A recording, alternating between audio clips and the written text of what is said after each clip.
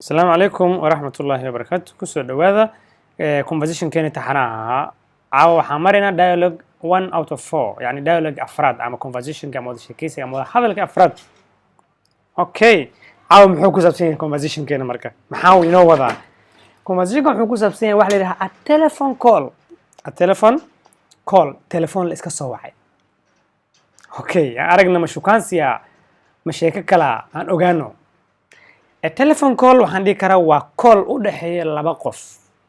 laakiin markii laba qof uu ka badan yahay waxaa la yiraahdaa teleconference call ama conference la iskugu imaanayo oo saddex qof mid leenka la soo gelinayo qadka mid kale soo gelaya waa teleconference ama conference call so kan laakiin waa telephone call just one call way so one call kan waxa ku wada hadlaya laba qof labada qof waxaan ka soo xeshay groupka ama whatsappka ha noqdo ama ha noqdo maxay ahayd ha noqdo telegramka so labada qof aan soo qaatay waa laba qof hadda waxaan soo qaadan doonaa dadka active-ka ka ah groupka inta badan ama wax nagu soo kordhiyo groupka dhexdiisa so waxaan hadda ka soo qaatay wiil la yiraahdo Umar ee gabar la yiraahdo Muna haddii aad active ka tahay inaan ku soo qaato wad arki doontaa casharada dambe ama usbuuca dambe waa ballan okay callka saan u dhacaya marka hi Muna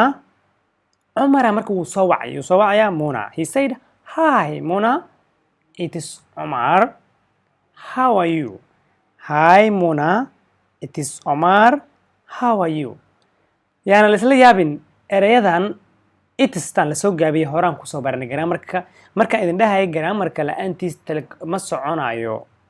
conversation lama qaadan karo waxyaabaha ka mid aha already waxaad ogaanaysaa ereygan meesha uu ka soo askumay itis meesha ay ka yimaado so marka hi Muna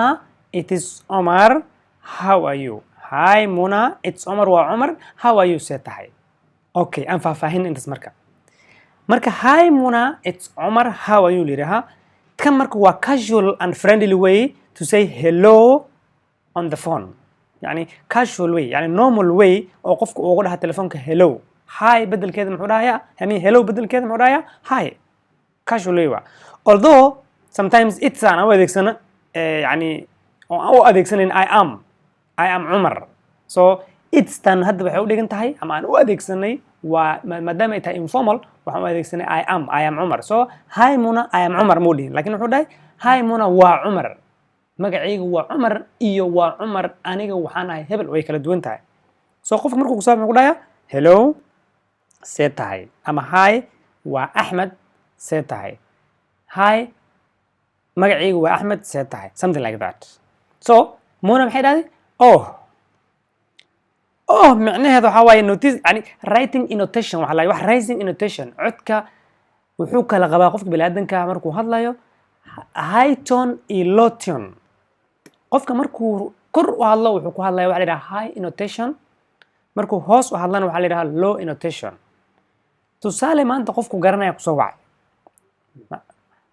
waa hebel ii waran uu ku yiraahdaa ha fadhigeed ka soo boodaysaa war ii waran war seetay something like that so means what waa rising annotation aliraha grammar ku baran doona what annotation is so here now Omar is excited now Omar is excited so wuxuu yiri I was just thinking about you hadda ayaan need kugu imaan marka waxay dhahday I was just thinking hi Omar hi Omar I was just thinking about you hadda ayaan need kugu hay aan ka fikirayay Umar muxuu yiri that's nice taas way wanaagsan tahay yani waad ku mahadsan tahay inaad iga fikirto ama aad iga fikiraysid so wuxuu yiri I was wondering if you would like to go to a movie tonight I was wondering if you would like to go to a movie tonight you like waxa loo soo gaabi you would loo soo gaabi so ereygan inta madowga laga dhigay I was wondering if you like to waxaa laga wadaa this is polite and indirect way of asking do you want yani waa qaab dadban oo qofka aad u weydiinayso oo yani polite way waxa la yiraahdaa qaab yani dabacsan ama oo deganaan ah waana indirect way waxa way sarbeeb ahaan ama dhinac kale ah oo qofkan oo ku dhihi karto do you want miyaad u baahan tahay inaan aadno caawa to go to a movie tonight movie waxa waaye meesha laga soo daawado filmaanka ama theaterka ha noqdo ama shareemada ha noqdo okay Mona waxay tiri sure I would love to what's playing sure means yes so sure is another way of saying yes qofka hadduu ku dhaha do you want a cup of tea he can tell you sure or he can tell you yes hadduu yes ku dhaho waa yes hadduu sure ku dhahana waa still yes waay so qofka hadduu ku dhaho sure hala yaabin wuxuu ka wadaa yes so sure means I would love means yes I would love so notice here now waxaad notice garaysaa a friendly way or comfortable way of asking her out yani qaab deganaan uu ku weydiinayo gabadhan uu banaanka ku geeyo she said what's playing what's playing caawa maxaa ka socda micnaha maxaa noo dhega maxaa kaartada ku jiro dadka filmaanta daawan jiraa yaqaano banaanka lagu soo dejiyaa wixii markaas ciyaaraya ama waxaa lagu diraa qaab oo online ah si qofku uu ku wada caawa wixii ciyaarayo ama wixii ka soo galay filmka ku socda caawa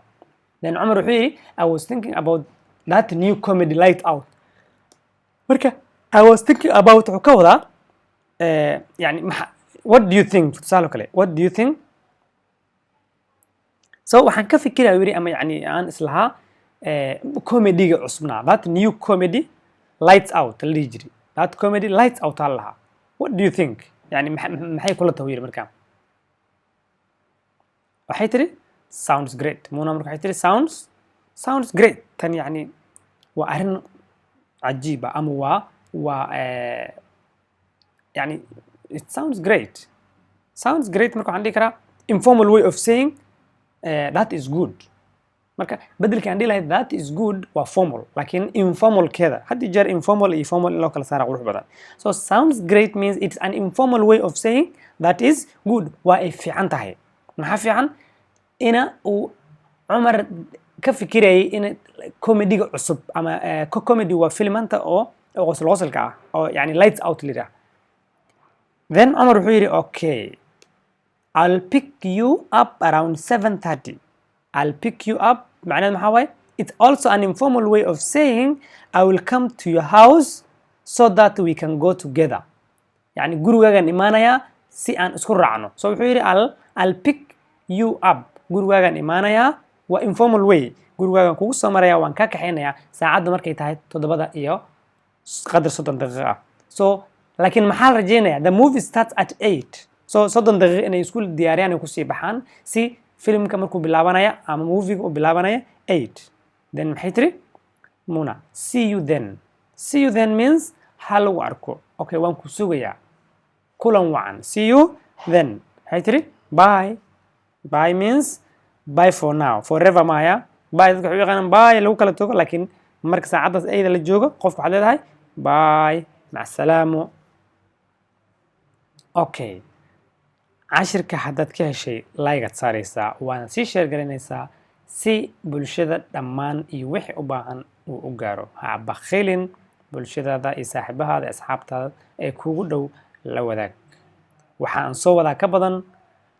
tani kulanti dib u xiiso leh waxaan idinkaga tagayaa sidaa iyo nabadgelyo asalaamu calaykum waraxmatullaahi wabarakaatu